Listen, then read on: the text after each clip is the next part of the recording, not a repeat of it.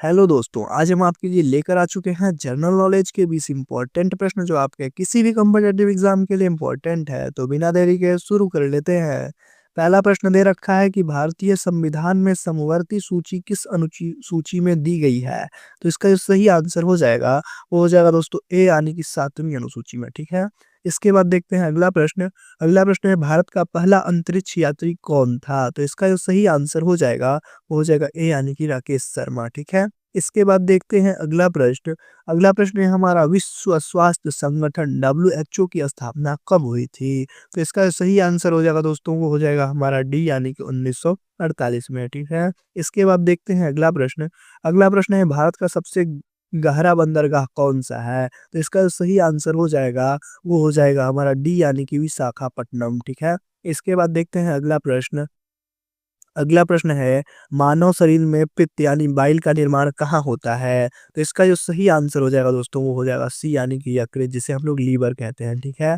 इसके बाद देखते हैं अगला प्रश्न। अगला प्रश्न है भारत छोड़ो आंदोलन का प्रस्ताव किस स्थान पर पारित हुआ था। तो इसका जो सही आंसर हो जाएगा दोस्तों वो हो जाएगा सी यानी कि मुंबई में। ठीक है। इसके बाद देखते हैं अगला प्रश्न।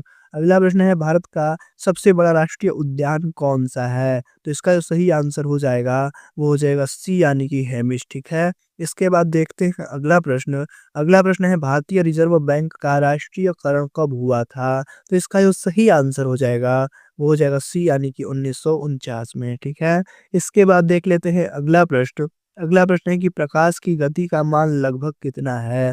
तो इसका जो सही आंसर हो जाएगा दोस्तों वो हो जाएगा बी यानी कि 3 × 10⁸ मीटर प्रति सेकेंड। ठीक है। इसके बाद देखते हैं अगला प्रश्न। अगला प्रश्न है कि अजंता की गुफाएं किस राज्य में स्थित हैं। तो इसका जो सही आंसर हो जाएगा वो हो जाएगा बी यानी कि महाराष्ट्र में। ठीक है। इसके बाद देख लेते हैं अगला प्रश्न। अगला प्रश्न है कि भारत में सबसे अधिक तांबा किस राज्य में पाया जाता है। तो इसका जो सही आंसर हो जाएगा वो हो जाएगा ए यानी कि राजस्थान में। ठीक है। इसके बाद देखते हैं दोस्तों अगला प्रश्न। अगला प्रश्न है कि मानव शरीर में कितने जोड़ी पसलियां यानी रिब्स के होते हैं। तो इसके जो सही आंसर हो जाएगा दोस्तों वो हो जाएगा हमारा सी यानी कि 12। ठीक है। 12 जोड़े राइब्स पाए जाते हैं पसलियों में। ठीक है। इसके बाद देखते हैं अगला प्रश्न। अगला प्रश्न है कि स्वराज मेरा जन्मसिद्ध अधिकार है यह कथन किसका है। तो इसका जो सही आंसर हो जाएगा वो हो जाएगा सी यानी कि बाल गंगाधर तिलक का। ठीक है। इसके बाद देखते हैं अगला प्रश्न। अगला प्रश्न है कि भारत का राष्ट्रीय ध्वज किसके किसने डिजाइन किया था। ठीक है। प्रश्न दे रखा है कि भारत का राष्ट्रीय ध्वज किसने डिजाइन किया था। तो इसका जो सही आंसर हो जाएगा दोस्तों वो हो जाएगा हमारा ए यानी कि पिंगली वेंकैया ने। ठीक है। इसके बाद देखते हैं अगला प्रश्न। अगला प्रश्न है हमारा कि पृथ्वी पर सबसे कठोर प्राकृतिक पदार्थ कौन सा है। तो इसका जो सही आंसर हो जाएगा दोस्तों वो हो जाएगा बी यानी कि हीरा। हीरा सबसे कठोर कठोर पदार्थ है। ठीक है। इसके बाद देखते हैं अगला प्रश्न। अगला प्रश्न है कि भारत का सबसे छोटा राज्य क्षेत्रफल के अनुसार कौन सा है। तो इसका सही आंसर हो जाएगा दोस्तों वो हो जाएगा ए यानी कि गोवा। ठीक है। इसके बाद देखते हैं अगला प्रश्न।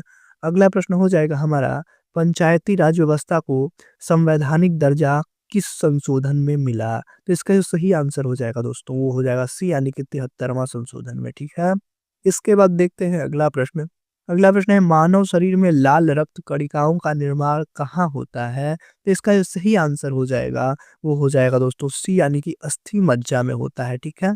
इसके बाद देखते हैं अगला प्रश्न। अगला प्रश्न है कि भारत में पहला समाचार पत्र कौन सा था। तो इसका सही आंसर हो जाएगा वो हो जाएगा सी यानी कि बंगाल गजट। ठीक है।